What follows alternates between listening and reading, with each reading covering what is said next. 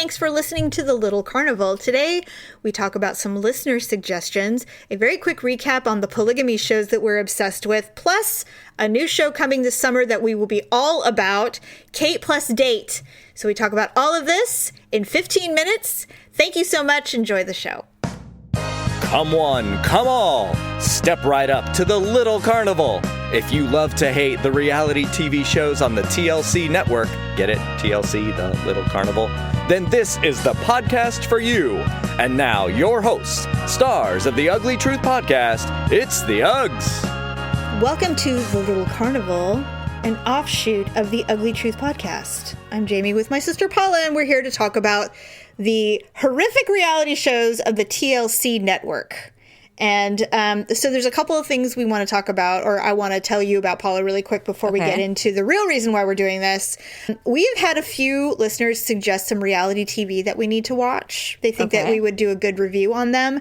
I've chosen two, and I want to know what you think about reviewing these shows. The first one is called Mrs. and Ms., which is apparently a couple that are in the WWE world. And apparently they're super duper funny. I know who it is. It's Mike the Miz and his wife, Danielle Marmont or something like that. So the suggestion is that we should watch this show and discuss it. So there's that one. And then the other one is called The Toe Bro. Wait, the what? The Toe Bro. Okay, I'm struggling with that one. It is the word toe in it. Yes, because it's about a doctor who works on leg hands. Okay, so I'm not going to lie. I follow a doctor that does do podiatry. Okay. Why? Well, I follow a lot of surgical sites. Yeah. And so I am curious. It's not just, how would I put this? It's also like, diabetic issues and okay. So things like that. All right, so you're going to Google and watch The Toe Bro then. Okay. You're doing it. And then I'll watch Mrs. and Ms. Secondly, so that's done. And so in a future episode, we will just individually discuss these shows for the Little Carnival. The second thing I wanted to discuss was the polygamy shows. They have come and gone. They are over. They've had their tell-alls. The recaps, the seasons are over. The Sister Wife tell-all was terrible. It's trash. I will absolutely watch it if it comes back. The cherry on top of this show, Seeking Sister Wife, the couple, the beautiful couple, I can't even remember their names. I've blocked it from memory. Dimitri and his wife Vanessa and the other chick, they divorced. The chick, they got married, they did the big to-do, and then she up and split and moved to Australia to be with her twin sister. Okay, but did the original couple stay married, or did they divorce too? Nope, the OG couple is still together with their 3 children, and Ashley took off after 13 months of courting and living together and going through the wedding. She left. So once she got laid, she took off. Apparently so, after the wedding. And it's done and done. And it was funny because it said at the conclusion, shortly after the tell-all occurred, she moved out. So they're totally... I don't know what that was all, but they were pretty control freaky. If you watch the show, you would know this. Well, about her diet and everything. Oh, my God. They're like, we knew she loved us because she ate kale and quinoa for 13 months. And I'm like, oh, man. I eat that every day, too. But I'm sure there was more to it than that. And then Sister Wife with the Browns, they've all moved to Arizona. They all live in separate homes, so they're all 30 miles away from each other. Nobody lives close to each other. And there's no discussion on when these houses... There's still houses for sale in Vegas. So they're in debt. I think there's actually only one house left, and I think it's Mary's. Oh, I don't think so. Because I think someone else just sold their house. I think Janelle just sold her house. Oh, then maybe it is Mary. But I think Mary moved out last, though. So I think that's why it's still available. But here's the weird thing about Arizona is that Robin, Janelle, and Mary are all renting. Mm-hmm. But for some reason, Cody and Christine purchased. I know. And that's strange to me. Well, first of all, Christine is a bit of a princess. And I think she really wants the marriage certificate. And so I think he gave her, they own a house together and it's a legal document. Part of me thinks that they actually might already be married. How can that be? Well, I think You think that Robin divorced him?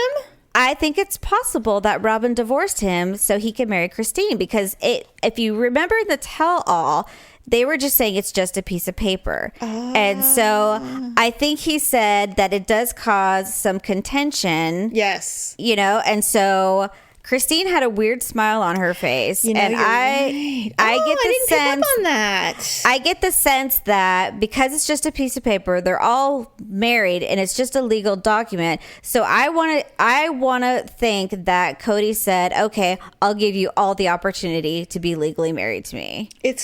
That is very possible. Unless they did a full-on privately closed divorce, which you can do. It's possible. Now, I will tell you that I didn't find it at all ironic that they moved to Flagstaff, which was literally mere miles away from Robin's son's college that he just happened to get accepted to. Mm-hmm. I think they moved to Arizona for Robin, personally. Why Robin? Because her kids, her son, it got accepted to Flagstaff University or something. The autistic one? Yes. And so I think they Really? moved. Yep. And I think that's exactly why they moved there. I think that Interesting. because Robin is the one, so whether he's married to her or not, I think that's why they moved to Flagstaff.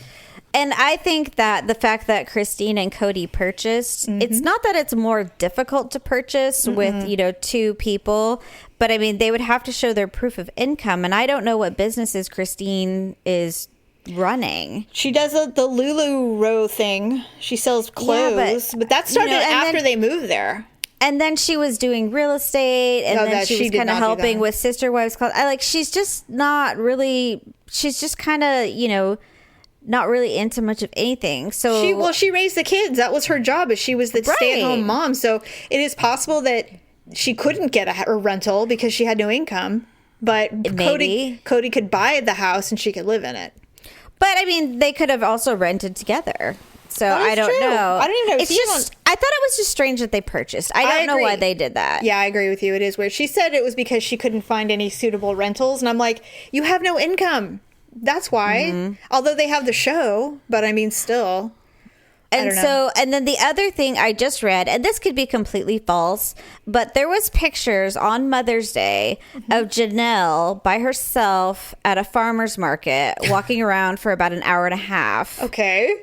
And then also Christine with her children by themselves, just doing, stuff like around the, errands and things like that. And so the rumor is that Cody did not spend Mother's Day with Janelle and Christine. He spent it with Robin and or Mary, but probably not Mary. Mary's only kid is in Chicago living it up, so that ain't it.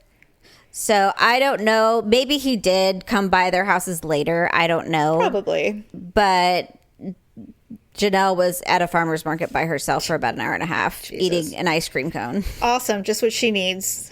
Maybe that's what she wanted. I don't know. Maybe. Yeah, that's true. I mean, they do have 6 kids together. Well, yes. So the Browns are living their best life separately, which is the way I think the women like it personally. And I don't know. I sure hope they come back for another season. Well, it would be interesting, but I mean, I there's nothing to talk about if they're all living so far apart. I mean, they're all just trying to make money so that they can build these dream homes again, in a new cul-de-sac. So The only way they could come back is if they started to be really honest about what's going on in their life. And that's I just never going to happen. I don't think they're willing to do that because I think that would put it would shed an unfair light. Yes. Yeah, on polygamy.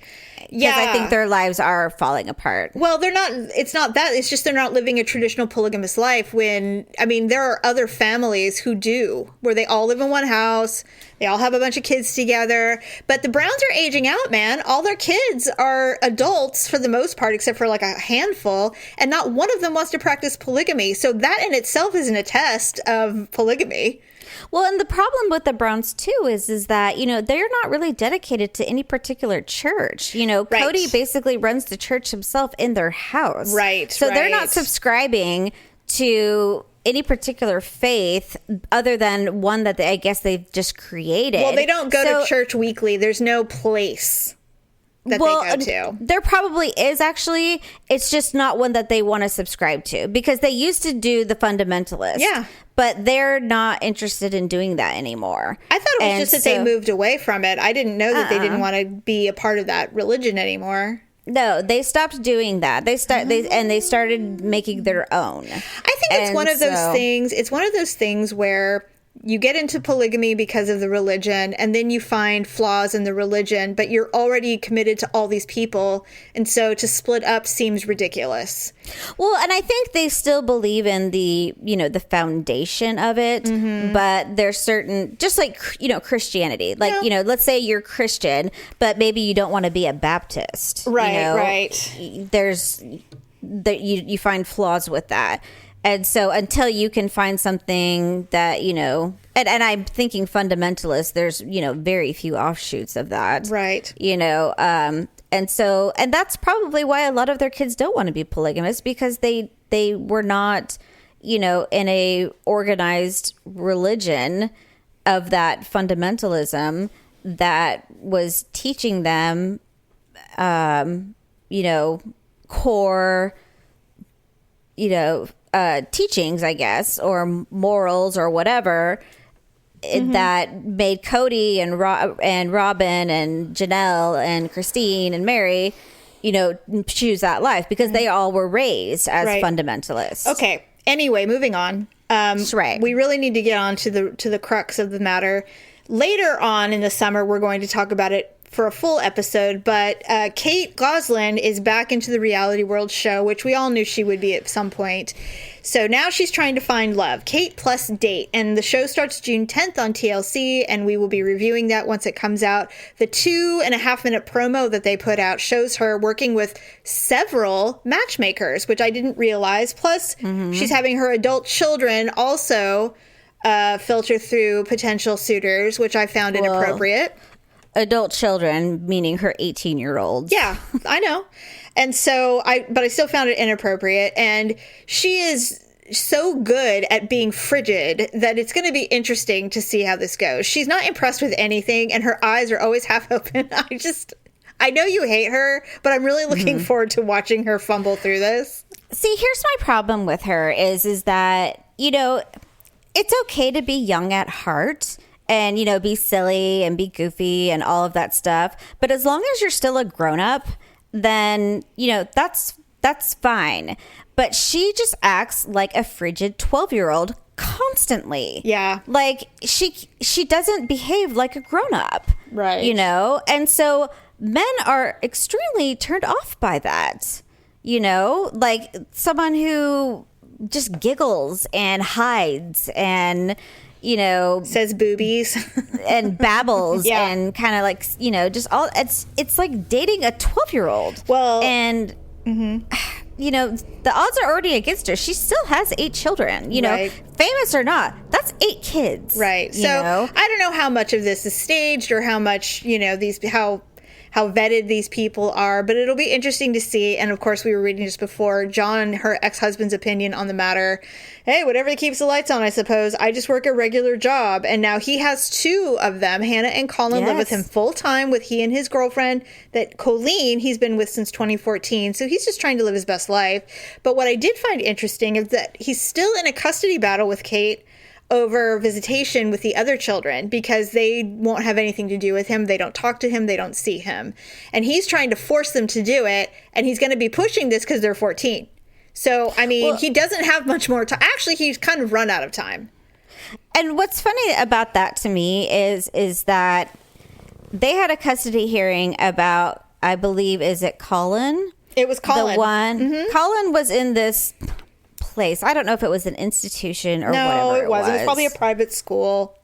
But he was shipped away from the house because he had behavior issues or something. But she basically made it seem like, she could not handle him and he could not be in the house with the other children. Right. We only had like 30 seconds, so. Okay. So the dad said, bullshit, I'm checking him out. I'm taking him. So the date of the hearing for custody, she did not come. No, because she wasn't going to fight the fight. If he wanted to live with his dad, then she was just going to let that happen, is the way I look at it. But she'll fight him on everything else. Of course, because she's mean. And so, Anyway, I'm really very much looking forward to it. John has already said that the little kids will not be on this show, that it will only be Hannah or Maddie and whatever. Kara, and that's it. So we'll see. And by the way, they look like shit. I don't know what's going on with those girls, but they need a stylist immediately. They're brats. That's what's going on with them. They're just being raised by someone who's also very immature and mean. So I am looking forward to watching it. Personally, I want to see it. I can't help myself. TLC brings us the most ridiculous reality television, so I can't wait. From what I understand, it may just be one show, like a pilot, and then turn into a series. So we'll see what happens, but it's supposed to come to us, I believe, June 10th or something like that. 10th. So look for it sometime in June. You know we'll be talking about it. I think that's it for us today. Yes. So thanks for joining the Little Carnival, and we'll have another one coming soon to you. Thank you. Bye. Thanks for listening to the greatest show on earth, the Little Carnival Podcast. Subscribe to The Ugly Truth on your favorite podcast player, and you'll never miss a show. Visit thelittlecarnival.com for details.